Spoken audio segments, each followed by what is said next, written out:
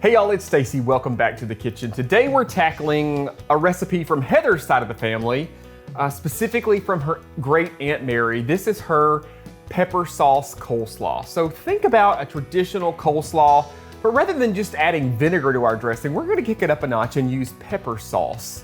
Let's talk about that for a second. So when I talk about pepper sauce, I mean peppers and vinegar. Now I've got a homemade version here that I'm gonna use today, but also you can buy it in the grocery store. Trappy's, Texas Pete. It's just peppers, almost pickled in vinegar, and that's what we're gonna use. The thing to keep in mind with that, however, is that this is gonna introduce a level of heat. Sometimes it's gonna be really spicy, other times not, so just keep that in mind when you're making your dressing. Let's start there. I've got 1 cup of mayonnaise here, and to this I'm gonna add 1 to 3 tablespoons. Why the big variance? Well, because of that heat part.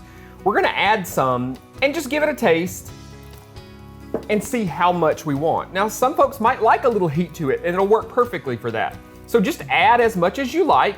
We're just gonna add that vinegary tang here, just mixing this together. And I like to start with a good vinegary mayo too, something like Duke's, of course. To this, I'm going to add about a teaspoon of salt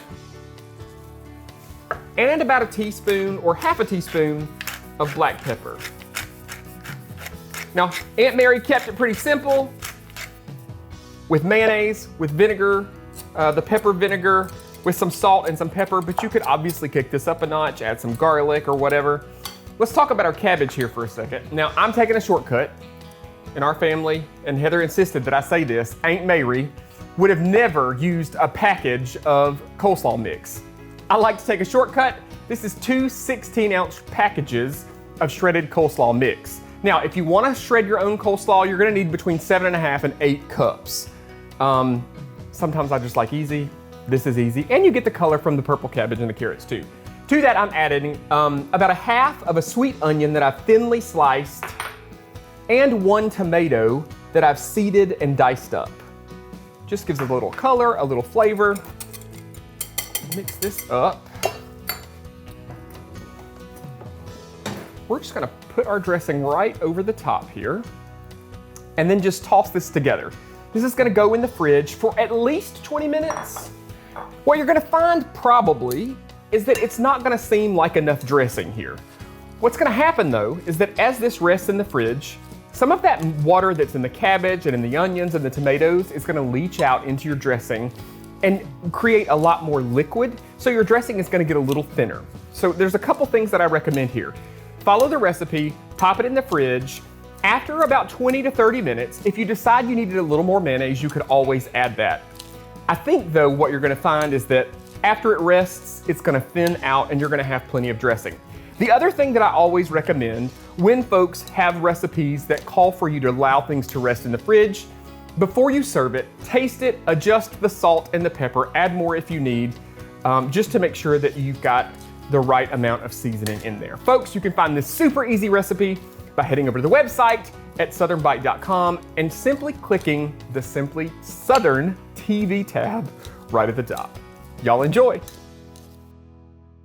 Well, Mary, this is one of those recipes you can tailor to your own taste. If you like spice, you can heat it up as much as you want.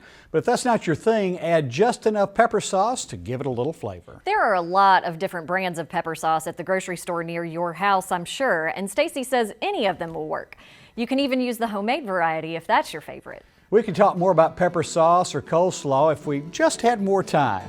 As it is, we've got just enough to say thanks for watching Simply Southern. We hope you'll be back again next week when we head back to the Kentucky Festival of the Arts in the event's new location. And winter, spring, summer, or fall, there's always something in season in Alabama.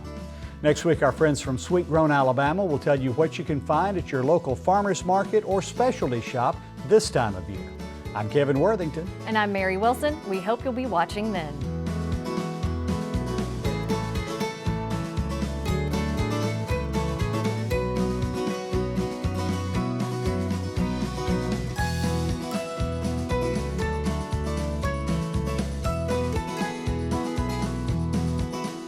Simply Southern is produced by the Alabama Farmers Federation and made possible with the support of these sponsors.